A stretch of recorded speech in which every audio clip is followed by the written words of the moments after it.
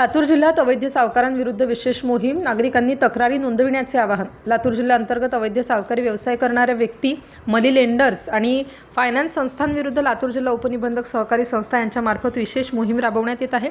निलंगा तालुक्यातील मौजे नणंद येथील अवैध सावकारीबाबत प्रसारित झालेल्या बातमीची जिल्हा उपनिबंधक सहकारी संस्था VL पोतंगले यांनी गंभीर दखल घेतली असून त्यांनी 4 जुलै 2026 रोजी स्वतः नणंद येथे जाऊन संबंधित व्यक्तीची भेट घेतली व त्यांच्या अडचणी जाणून घेतल्या। या प्रकरणी त्यांनी निलंगा तालुका सहाय्यक निबंधक सहकारी संस्था यांना त्वरित आवश्यक ती कायदेशीर कार्यवाही करण्याच्या सूचना दिल्या।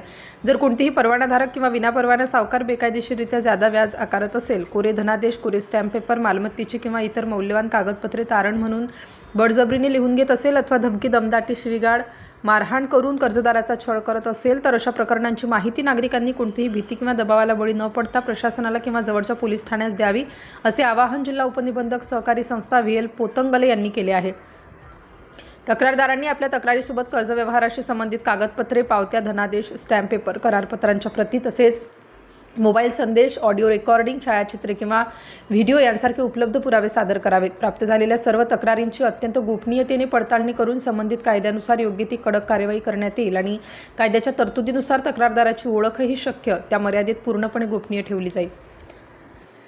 नागरिकांना या संदर्भात आपली तक्रार जिल्हा स्तरावर जिल्हा उपनिबंधक सहकारी संस्था लातूर, मध्यवर्ती प्रशासकीय इमारत, तळमजला, शिवाजी चौक, लातूर येथे किंवा संबंधित तालुका स्तरावर सहाय्यक निबंधक सहकारी संस्था तालुका कार्यालय येथे नोंदवतात। तसेच अधिक माहिती किंवा संपर्कासाठी 02382 24 51 93 या दूरध्वनी क्रमांकावर अथवा ddr_LTR@rediffmail.com या ईमेल ID वर संपर्क साधून नागरिकांनी अवैध सावकारी विरोधी मोहिमेसाठी प्रशासनाला सहकार्य करावे, असे आवाहन जिल्हा उपनिबंधक कार्यालयाकडून करण्यात आले आहे।